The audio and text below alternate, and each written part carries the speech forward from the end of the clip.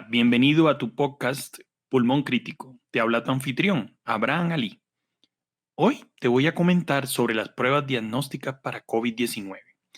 Pero la primera pregunta que debemos contestar en este caso es, ¿para qué hacemos pruebas?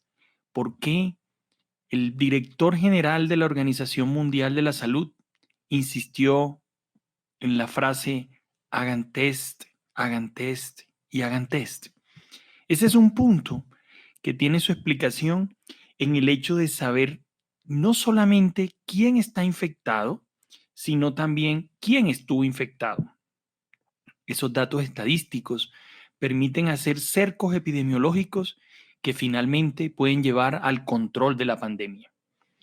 Es de anotar que los países que han producido menor mortalidad son aquellos que han generado mayor pruebas diagnósticas en el menor tiempo posible, porque han entendido la enfermedad y han generado el control de la misma de un modo más fácil, generando el aislamiento adecuado.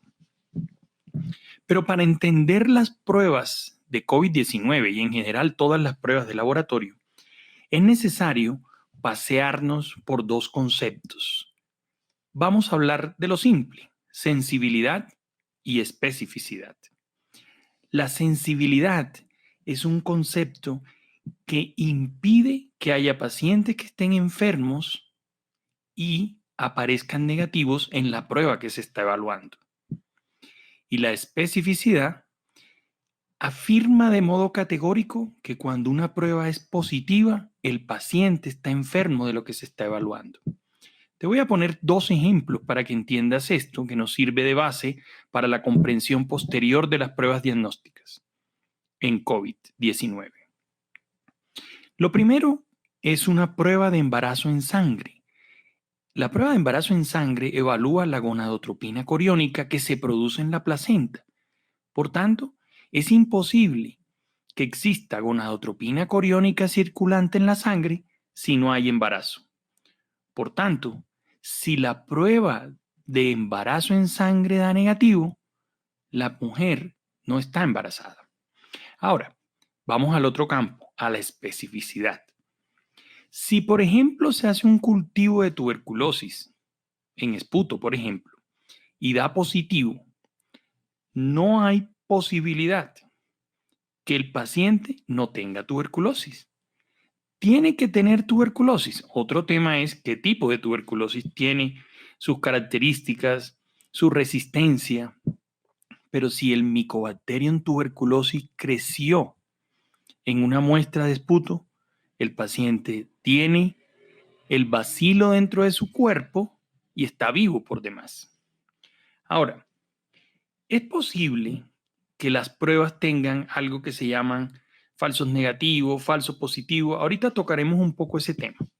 Pero cuando uno habla de la prueba reina del COVID, que es la PCR con transcriptasa reversa, la sensibilidad de ella es 95% y la especificidad teórica se acerca al 100%.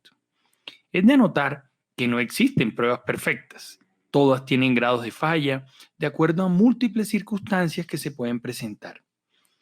En el caso del 5% de falsos negativos que tiene la PCR, se puede relacionar con poca muestra tomada de la mucosa donde se evalúa el paciente, mal transporte o que de acuerdo al momento de la enfermedad hubo pocos virus disponibles y por consiguiente la replicación viral que se tiene que tener para lograr esa prueba no pudo ser suficiente. Ahora, vamos a adentrarnos un poco en el virus del COVID-19. Para ello hay que entender que es un virus de ARNA, ácido ribonucleico. Tiene 29 genes nada más. Es pequeño, por eso en la biología se considera que este tipo de virus o los virus en general, considerar los seres vivos puede ser complejo porque no cumple de modo estricto la definición. Para mí, sí es ser vivo, aunque no cumple la definición.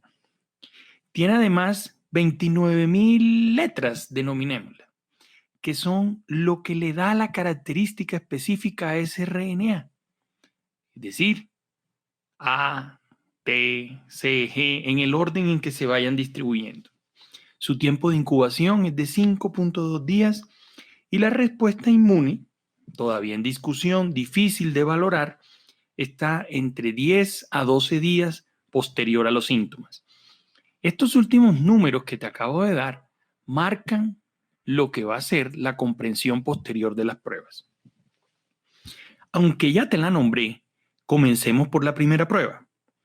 La secuencia única de RNA por NAT, N-A-A-T. Eso es un test de amplificación del ácido nucleico. La prueba se conoce como RRT-PCR. Eso significa reacción de cadena de la polimerasa por transcripción reversa en tiempo real. Ese es el concepto que determina hacia dónde está virando el tema del diagnóstico. Y el hecho central consiste en que la transcriptasa reversa es capaz de convertir el RNA en DNA, ácido ribonucleico en ácido desoxirribonucleico. Y aquí viene un tema que hay que tener en cuenta también. A mayor cantidad de virus, hay mayor fluorescencia de la prueba diagnóstica. En ocasiones, en estos temas de la PCR, se tiene la sensación, la percepción por parte de algunas personas no médicas que con pocos virus se va a obtener definitivamente el diagnóstico y recibe uno con frecuencia preguntas de la población en general acerca de, ¿le hicieron al paciente PCR o le hicieron de estas pruebas rápidas que hacen por allí? Recuerden, la PCR tiene que tener unas características específicas que permiten llegar al diagnóstico. No es una prueba mágica.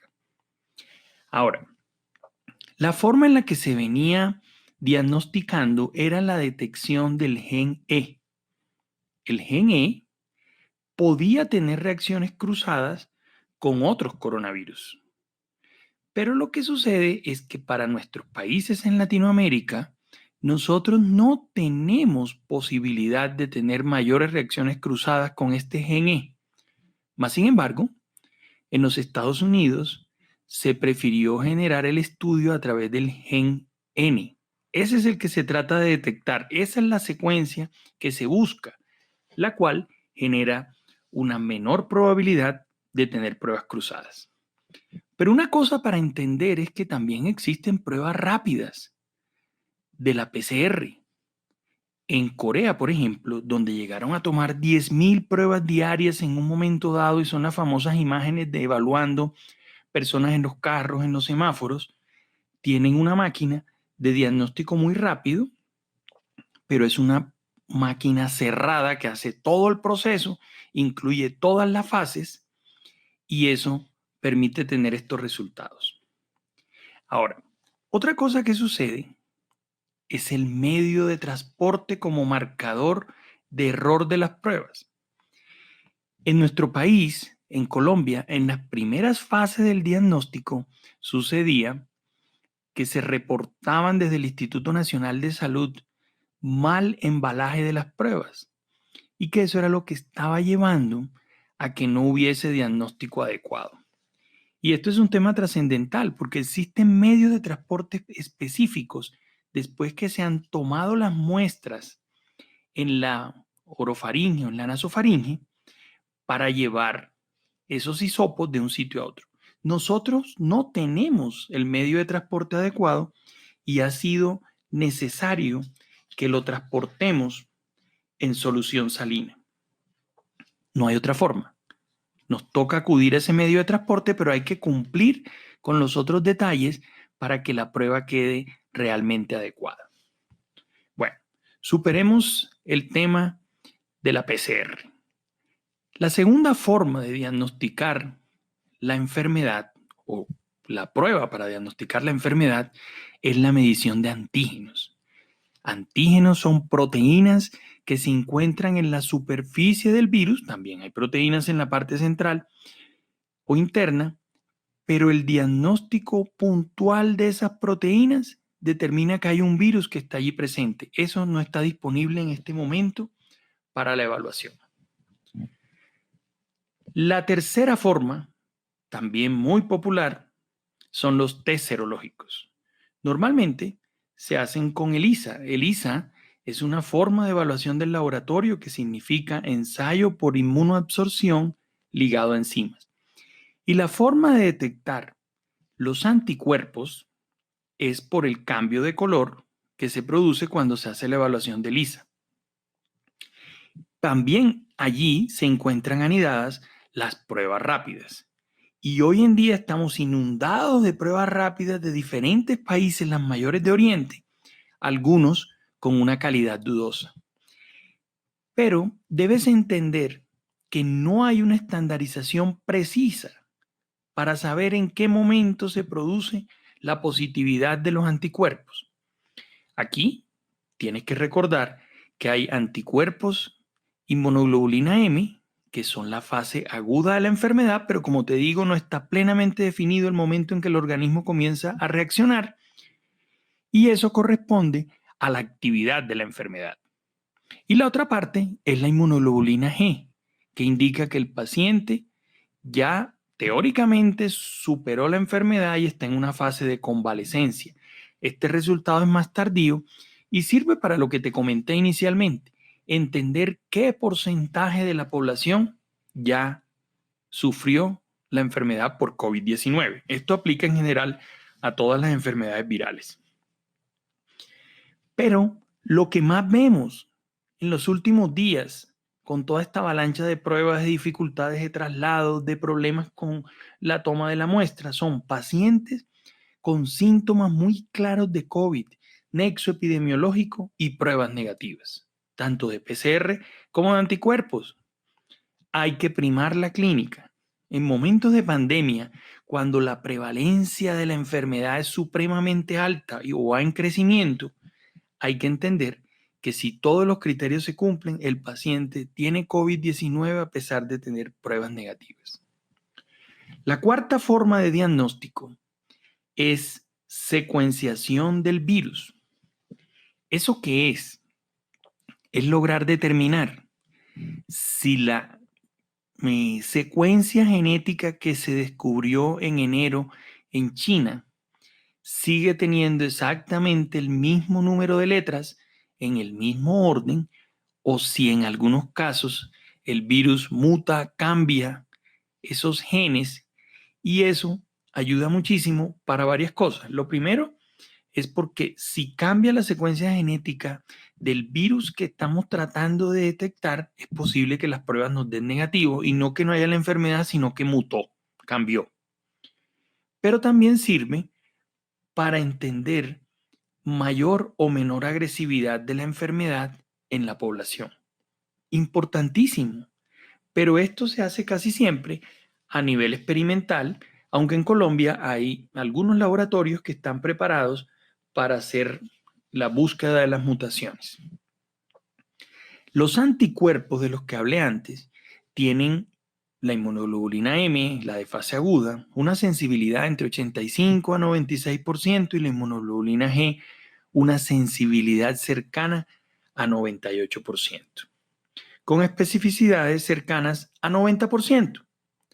Pero ya lo hablamos al principio de esta conversación, la especificidad hace que entre más alto sea el valor, menor es la posibilidad que siendo positivo realmente nos tenga la enfermedad el paciente. ¿Y por qué se dan los falsos positivos en este caso? Porque pueden haber otros coronavirus diferentes a la COVID-19 u otros virus que puedan dar esas reacciones cruzadas. Ten en cuenta la prevalencia de la enfermedad. Esto es muy importante a nivel clínico y hospitalario porque la prevalencia nos permite tomar decisiones de pruebas positivas o negativas.